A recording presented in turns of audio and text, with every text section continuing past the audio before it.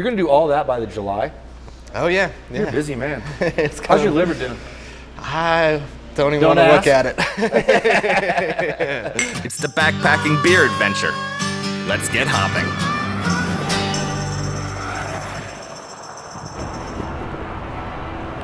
Welcome to Denver, buddy.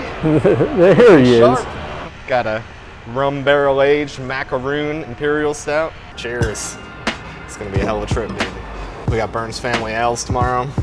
Super excited. Talk about big ass beers. I looked at their menu again, like so much is like 10, 11, 12, 13, 14%. What is our anticipated travel route? Denver to Portland, probably 20 documented breweries. We got Burns Family and Woods Boss here in Denver. We've got Avery, which is a legendary brewery in Boulder. Yeah, our path might get skewed, something might come up. I mean, the best part of traveling, freestyle traveling, is that you don't have plans. That way when opportunities come up. Yeah, you just have ideas. Yeah, we'll be doing a lot of hitchhiking to get around mostly. I got 15 pounds here on my chest. My personal bag is 25 pounds. I'd say over the month we're each gonna drink probably 500 different beers. Combined or? I don't know, each? A little bit hungover this morning, but I took a nap in one of these parks in Denver. And classic. Got back to it. Do we have a place to crash? Our Trust Roots host, Hospitality Network host, is gonna pick us up. We'll probably go back to his place. Maybe he'll have a beer with us. First day in Denver and they're staying on my shitty couch. Staying on my shitty fold-out couch. Welcome to the pad. You want some whiskey? What's the proof on that, baby? I'm gonna guess 115. 115.4? Oh, that's 0.4. Just to make me wrong? Just to make you wrong, yeah, exactly. No way. Yeah. That's so rude. That's nuts, dude. You know your shit. I guess I'm a drunk.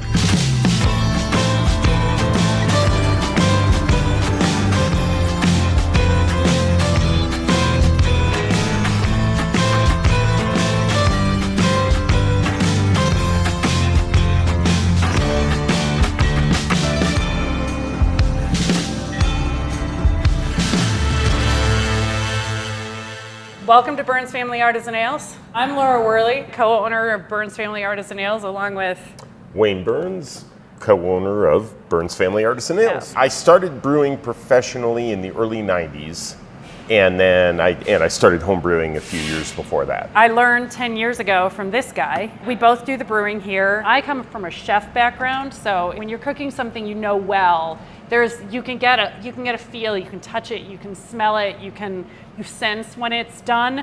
He's got that for, he's Not definitely for food, got for that. beer. Right. She's got it for food. I'm still learning that second sense for beer. We opened our doors with 12 taps. We committed to keeping 6 of our 12 taps over 10% alcohol year round. It's not like you're doing it's warm, so we do sessionable beers, and then in the cold weather, we do strong beers. No, all year round. We do have a one-barrel system that's essentially a homebrew system. We're probably brewing on that twice a week. We've got a rotation on that to get our lower alcohol beers out. So they are super fresh and they just get, And then they sell out super fast, Yeah, so they don't have a exactly. chance to Exactly. be anything other than fresh. Yeah. Wayne and I are the only staff here, and we also happen to be the owners. Okay, so you're the bartenders and we are the everything That's up great. until this Friday when first when employee we have our starts. first employee Oh, start. congrats. So that's super cool. It's been almost 3 years.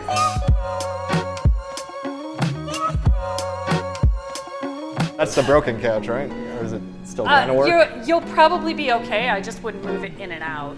I just don't slide it. Yeah, but yeah, you should be fine. Wayne sat on it. Crushed. Right. So we got 4 beers here.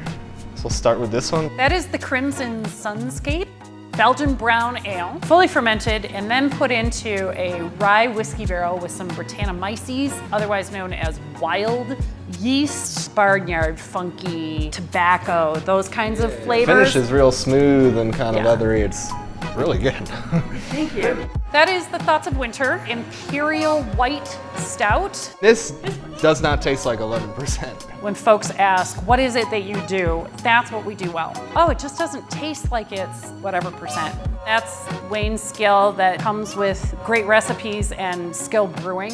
On to the next one. A view from the top of Gojibik, made with Michigan maple syrup, real Michigan maple syrup. We're from Michigan, so we definitely have Michigan things at heart. You both grew up in Michigan? Yeah. Yes. Yeah, I've traveled through there a few times, just hitching around, and it's funny up there. Got picked up by a cop. He was really nice. He just gave us a ride. But to pull people over, he had almost like a mailbox mechanical sign on his hood that would just be like, pull over. Yeah. That's awesome. It's high-tech stuff. Right. They developed that in the UP of Michigan. The final one is the Imperial Na-Na-Na Na-na-na-na-na. Stout. It is also a milk stout, and it's Vanilla? na-na-na with a little apostrophe in front of the na-na-na part. So if the song starts going through your head, that's not my fault. But it is also not a banana stout. It is na-na-na with a little apostrophe in front of it. It's short for Atsananana, which is much harder to say. And Atsananana? right? Nailed it. Oh, first try. Yeah. Obviously vanilla, There, yeah, good so vanilla. Atsananana is the region in Madagascar where the vanilla beans are grown. So it's a bourbon barrel aged vanilla bean milk stout. That is really, really good. There's like an extra little punch in there too. There's the roastiness, like it comes through strong. And we sort of do lightweight with our dark stouts, so they go way up from there. Yeah. Well, yes. We'll get through them, I'm sure. One of the classic aromas and flavors you get out of a bourbon barrel, and out of a bourbon for that matter, but out of the barrel in particular, out of the char and such in the barrel, is vanilla. That's one of the classic aromatics that's developed when you take oak and you char it, toast it and char it as they do with bourbon barrels. Bourbon barrel imperial stout is just such a great natural fit because the two most common descriptors for an imperial stout would be dark coffee, dark chocolate, and oh gee, does vanilla work well with coffee or chocolate? Well, it's literally a component in most chocolate. I mean, so it's just a fantastic fit. So then we did the barrel aged, but then we nudged it up a little bit more with some vanilla beans. Yeah, vanilla bean seems to be this, I've seen so many just chocolate stouts, and that's what they are, but brewers will use vanilla to accentuate the chocolate flavor without even mentioning they put vanilla in there. I've noticed it's a way to bring out flavors, or if you were to make a banana beer, this one is not. Right, You would actually maybe... But bananas and vanilla also Yeah. go together. So Right? Yeah. Maybe someday in the future we could have the banana na-na-na stout. Banana na na na. Or maybe not. I'm not promising.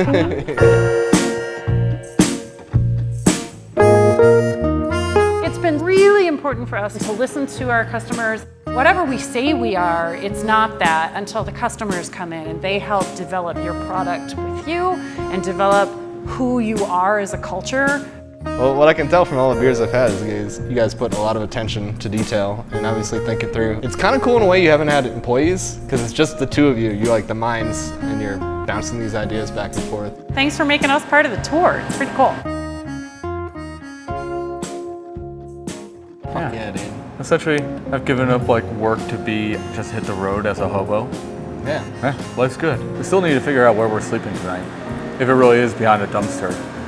We did it before. We're doing it again. We're doing it again.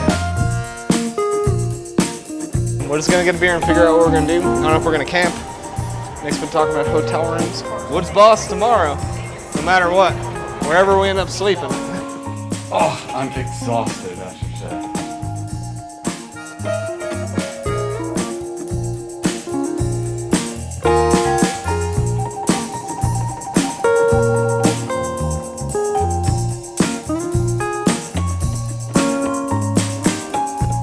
IPA, where we have a beer called Startin' Early, which is our American lager. Oh, yeah. So how long have you had this place for? We're coming up on 4 years in August. There you go. Here's the Startin' Early.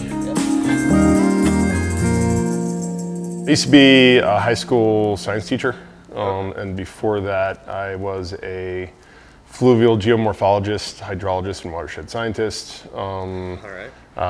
Been a ski bum, just traveled, done all sorts of random shit. Worked for the Forest Service for a number of years. So the name Woods Boss actually comes from my personal history. I worked for a youth conservation corps. Trail work, conservation, environmental education, life skills, work skills, all that sort of stuff. Modeled after the old civilian conservation corps from Roosevelt's New Deal. I started as a crew leader and then worked my way up to basically a field supervisor, and the title of that job was Woods Boss. I got my start brewing 11 years ago now. Moved from Alaska to Colorado in 2009 when my wife and I got married. It was the height of the Great Recession and could not find, can I curse? Yeah. Could not find a fucking job. You know what? I want to brew beer for a goddamn living and I want to open my own brewery someday, but I should probably learn how to do it professionally instead of just go from home brewer to brewery owner. I wanted to do it right and know what the hell I was doing. How's the beer? Pretty tasty. Good. Pretty good. You need a beer? So yeah, this is Brew House. We got 5 fermenters, 1 true bright.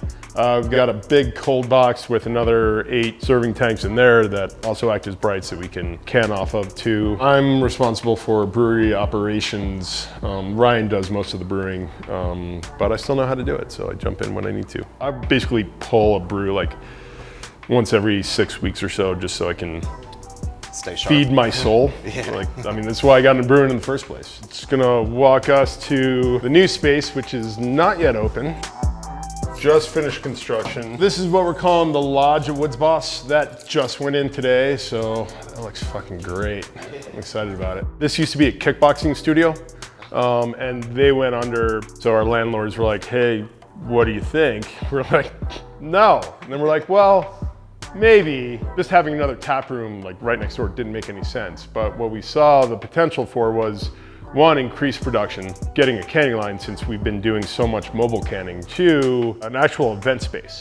We can do things that we didn't want to do over there. Bands and open mic night, comedy nights, all that sort of stuff. I mean, when I first envisioned having a brewery, it was going to be a 50-person brewery up in the mountains somewhere, and it has morphed into something completely different. Taproom focus, community, music. We have high hopes. Got a fun, creepy basement. If you want to see that.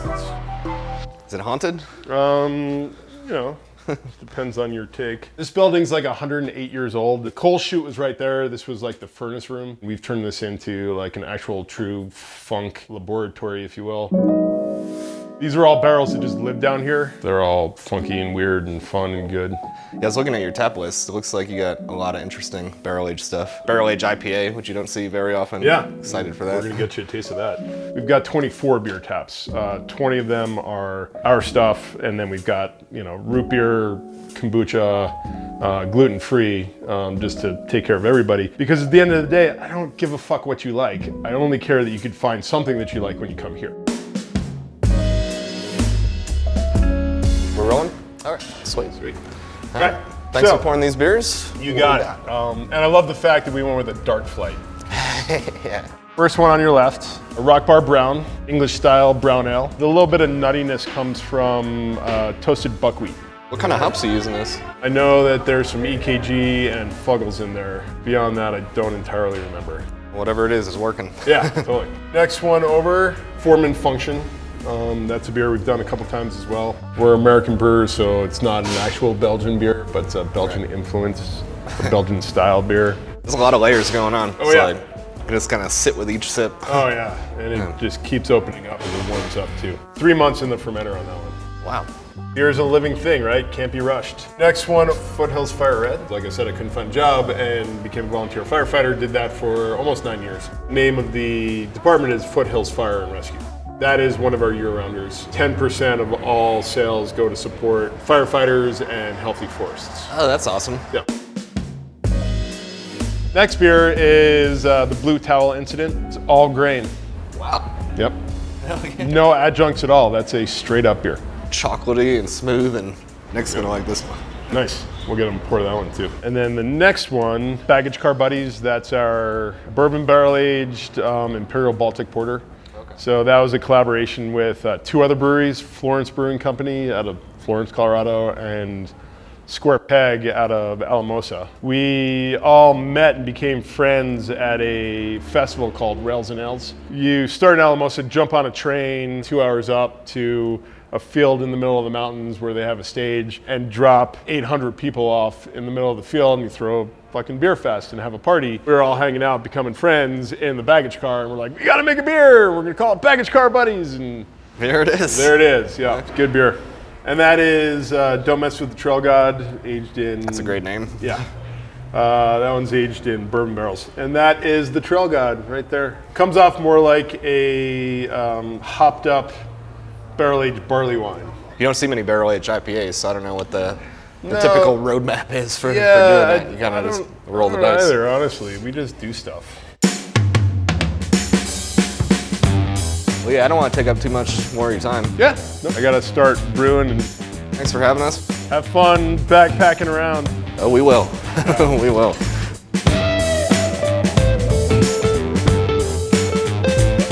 We are in Boulder now. We're gonna camp out somewhere. I think I found a spot that should be pretty good. Kind of stealth camp there and hit up Avery in the morning. Let's do it.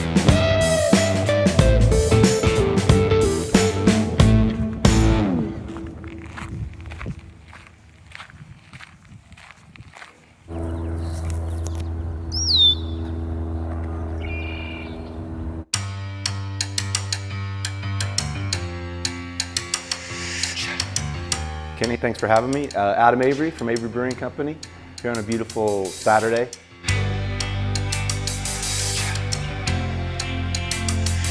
Dad and I started in 1993, and we had 2,000 square feet in an industrial warehouse space, like a condominium style, so like there's a bunch of units. Luckily, I guess we have good karma, Dad and I, but somebody would move out of a warehouse space, and so we would take over a warehouse space, slowly grew it to the point of being in 3 different buildings, 30,000 square feet, pipes running up and over other businesses, because like we would have, it wasn't all contiguous. It was like there was a couple businesses in between. I was like, hey guys, do you mind if I put pipes up and over from our brew house over to more fermenters into our bottling line at the end of the building? And they're like, sure, go ahead. I had great neighbors. But of course, I plied them with, beer. It always works. Well, welcome. Come on into the production facility here. People love this walkway, and I do too. And so Dad and I run a really transparent company. Every point of the beer making process you can view on this walkway. The old brewery, we were there from 93 until 2015. If you had seen the old brewery, it was, like a garage. Like it was not, it wasn't nice, let's put it that way. Not to disparage the old brewery, because we make great beer there, but it was a testament to my guys' skill, passion, and dedication. Well, that's pretty amazing, because you guys have been around since 93. 93, yeah. And you didn't open this place till 2015. That's You've right. had a great reputation the whole time. Well, thank you, I appreciate that. It all starts in here, and then we are pneumatically putting the grain into our mash mixer here. So we've got a 4-vessel Cronus system. It's a great system. How often are you brewing usually? Right now, it's pretty, game on, at least 5 days a week.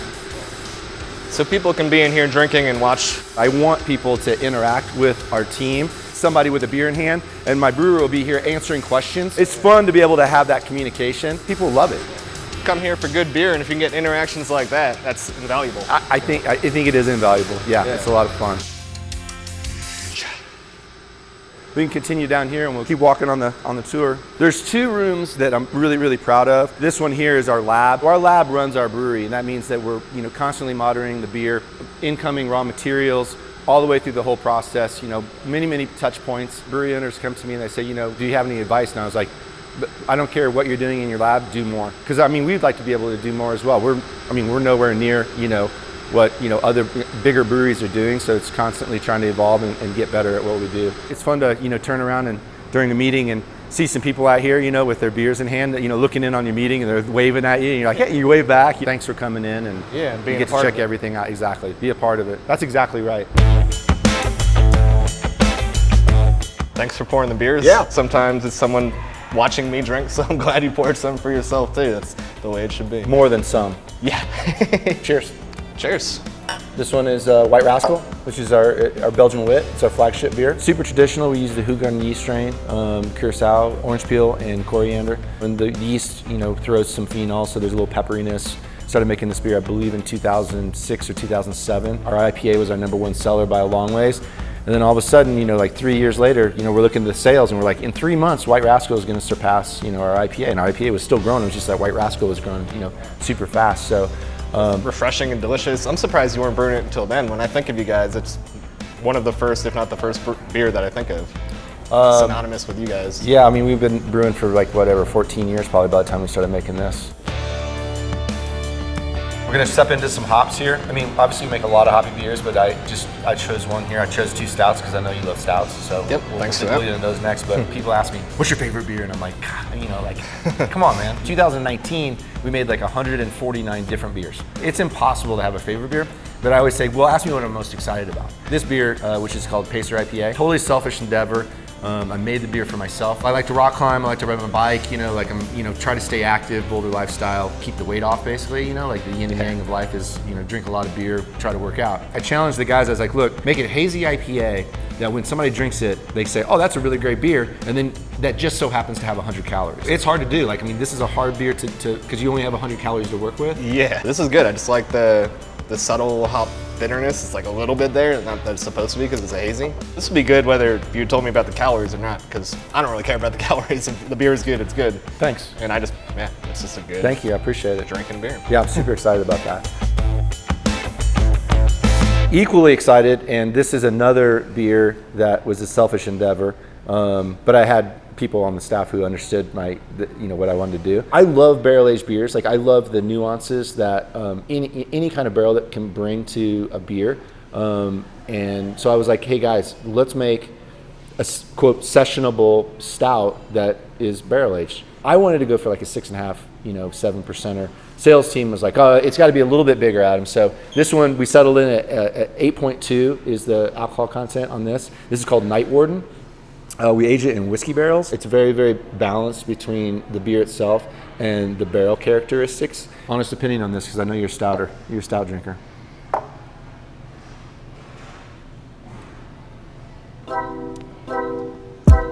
Oh, yeah. Yeah. I like it because there's the body to it, and then the whiskey hits you right away. And then it's creamy, too. It almost tastes like a milk stout. There's no sweetness to the beer. I mean, there's a slight sweetness, but there's no cloyingness to it that you get for barrel-aged beers. There's a dryness at that finish, and I think that comes from those barrels. It invites you to have another sip. It's just a well-crafted beer. Yeah, it's just clean, and man, it's perfect. I'm not the smartest guy, but I surrounded myself with some really smart people. I started a business, 28 years ago. First few years, it was just me and Dad. Definitely slow growth in the beginning, and then we, hit the mid-2000s, and we kind of took off a little bit. Did your dad help you brew? Is he hands-on? Absolutely. Cool. So I did all the brewing, and then he did all the cellaring. So he did the filtration, and then we would package together. Dad just turned 80 3 weeks ago, so he's been retired since he was 67. Okay. But he still comes into the brewery, sits at that table right there. Then what he does is he goes into the sales and marketing room. Productivity goes downhill because he's walking around talking to everybody. I'm like, Dad, they're trying to work. And they're like, hey, Larry, what's up? Yeah, it's awesome. This is Quintiki, for lack of a better term, like a Belgian strong ale. Quintiki, cheers. Cheers. Some of that rum burn a little bit that I like. It's 32 proof beer. Yeah, this is no joke. Yeah. That is delicious. Last beer here on the flight, an Imperial Milk Stout aged in Irish whiskey barrels. I think the guys hit it out of the park. This has been kind of on the board for a while. We tasted the beer for the first time. I was like, home run. Nice. Home run. I don't know why, but this almost feels more sessionable than this. I will pass that along to the guys because I agree 100%. I would never guess this is 16% alcohol. It's an ass kicker. Yeah. Yeah, that's my favorite of the whole batch. Not surprising. Yeah, that's the winner. Appreciate you. Well, thanks for sharing all your beers and your time and this beautiful brewery and everything. It's been awesome. Thanks for making the side trip here to Boulder. Where are you off to next? We're probably hitchhiking today, as long as it doesn't rain, to Salt Lake City, which might take a day or two. All right. But we're gonna go to Epic Brewing and Be Wilder. All right. Over there. And up to Melbourne and Roadhouse and through Yellowstone, Bozeman, Missoula. I think we're gonna go to Boise, Bend, up through Washington State, and then end in Portland. That's gonna be the season finale, 4th of July. 4th of July, and then you'll be done. You're gonna do all that by the July?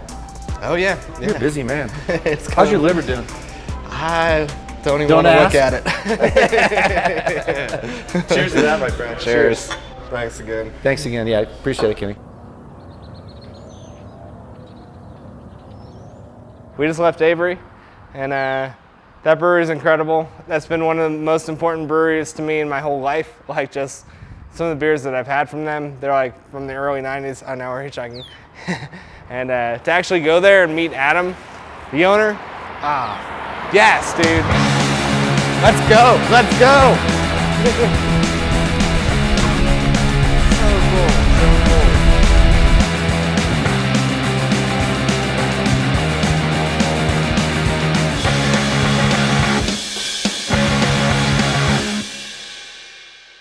Oh my God, this beer actually made Kenny cry. That's how good this is. Oh, Tweak was delicious. Holy shit. Oh my God. Dude, when it's good, man. I appreciate it. Look at you.